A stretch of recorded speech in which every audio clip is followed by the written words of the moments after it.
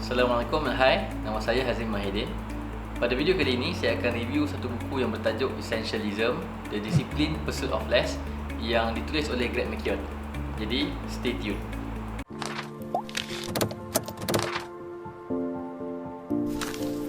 Greg McKeown merupakan seorang CEO syarikat Dis Incorporation, sebuah agensi yang memberikan servis leadership training kepada syarikat-syarikat besar seperti Apple, Facebook dan Google. McKeown memulakan bukunya dengan menimbulkan persoalan seperti: pernahkah kita terasa busy tetapi tidak produktif? Pernahkah kita terasa selalu sangat kuat bekerja tetapi seolah-olah tak ke mana? Essentialism ialah cara hidup dengan memilih perkara yang penting dalam hidup kita, berhenti untuk mengatakan ya kepada perkara yang tidak penting dan fokus dengan perkara penting dalam hidup, so that kita boleh menyumbang at our highest contribution. Dalam dunia yang sangat panas ini, kita semua busy, tapi kadang-kadang kita pun tak pasti apa yang kita busy, kerana at the end tak ada apa contribution pun yang kita buat. Cara essentialist ialah cara untuk memilih perkara dalam kawalan kita. If you don't prioritize your life, someone else will. Overall buku ni sebenarnya berkaitan essentialism, iaitu cara hidup untuk kita pilih benda yang penting dalam hidup kita supaya kita boleh contribute at our highest contribution. Bahagian pertama dalam buku ni ialah essence, iaitu dia mengajar kita untuk kita membina satu minda essentialist, iaitu dengan kita memilih benda yang penting dalam hidup kita. Dan dia kerap kali mengulang ayat yang mengatakan bahawa kita kena kawal benda apa yang berlaku dalam hidup kita, sebab kalau tak, orang lain yang akan mengawal hidup kita. Antara poin yang selalu diulang dalam pada bahagian pertama ni ialah if you don't prioritize yourself, others will. So maksudnya kita sendiri yang kena mengatakan benda apa yang kita boleh kontrol, dan kalau kita gagal kontrol apa yang dalam kawalan kita, maka hidup kita ni sentiasa akan dipenuhi dengan permintaan orang. Dia juga cuba melawan hujah yang mengatakan kalau kita work hard, kita akan produce better results. So dia kata why not kalau kita less work dan kita produce better results. So dia ulang mengatakan bahawa it's about less but better. Buku ni juga dia cerita tentang Pareto Principle, yang mana dalam Pareto Principle sebut bahawa 20% of effort akan memberikan 80% of results. So dalam ini kerja kita sepatutnya make sure kita tak lebih daripada 20% of effort. Sebab kalau kita lebih daripada 20% of effort tu, maksudnya kita dah buat benda-benda yang non essential. Bahagian kedua dalam buku ni adalah berkenaan explore. Untuk kita tahu benda apa yang penting dalam hidup kita, kita perlu explore, dengan kita perlu mencari ruang dan masa untuk kita berfikir tentang benda apa yang penting dalam hidup kita. So dia bagi contoh seperti Bill Gates, yang mana Bill Gates ni dalam masa setahun dia akan ambil cuti seminggu untuk dia pergi jauh daripada tempat yang dia tinggal, dan dia akan bawa banyak buku-buku dia, dan dekat situlah dia akan habiskan masa untuk baca buku, dan dengan baca buku itulah dia akan ambil masa untuk dia fikir balik in the big picture bagaimana dia nak move forward dalam kehidupan dia dan bisnes dia. Bahagian ketiga pula ialah berkenaan eliminate. So selepas kita tahu benda apa yang penting dalam hidup kita dan benda apa yang tak penting, now is the time untuk kita eliminate benda yang tak penting dalam hidup kita ni, dan kita fokus pada benda yang penting dalam hidup kita.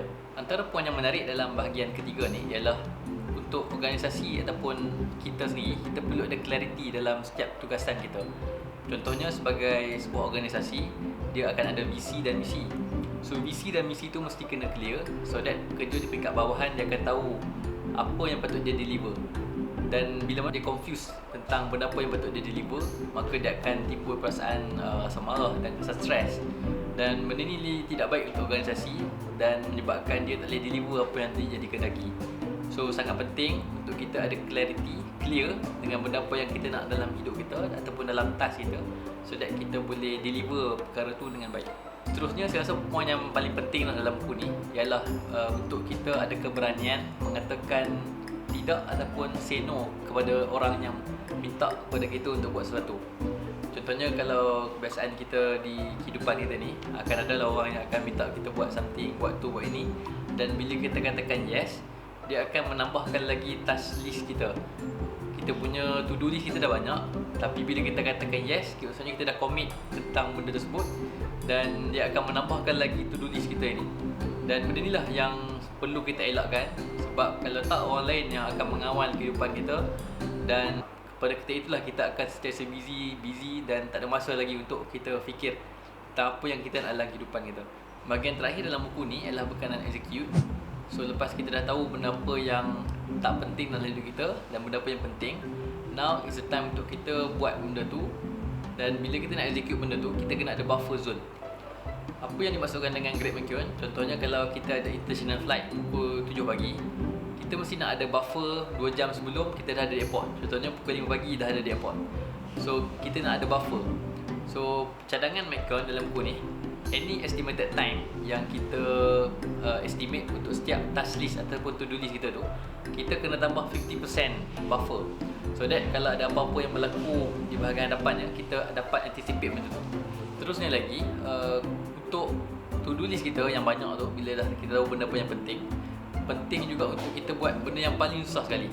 So bila kita dah siap benda yang susah sekali, maka kita rasa kita dah siap satu benda yang besar. So manusia ni bila kita dah siap something yang sangat besar, kita akan rasa accomplish something. So pentinglah untuk kita buat benda yang paling susah sekali, so that kita boleh move forward dan buat list-list to-do list yang lain. Bahagian terakhir dalam buku ni memang menarik minat saya, sebab dia beritahu yang sebagai seorang essentialist, sangat penting untuk kita ada masa bersendian untuk kita self-reflection. Dan pada ketika inilah penting untuk kita tengok balik benda apa yang essential dalam hidup kita, so that kita boleh decide apa yang kita perlu buat untuk kita move forward. Pada penghujungnya, kita sendiri yang dapat mengawal dan memilih apa yang kita nak dalam hidup. Kita jugalah yang membuat keputusan berkenaan apa yang penting dalam hidup di dunia ini. Sudah semestinya hidup di akhirat ni menjadi keutamaan ataupun prioriti dalam hidup kita. Hidup ni sekali, pastikan apa yang kita pilih dalam kehidupan kita ini sentiasa mendapat bantuan dan petunjuk daripada Allah Subhanahu Wa Taala.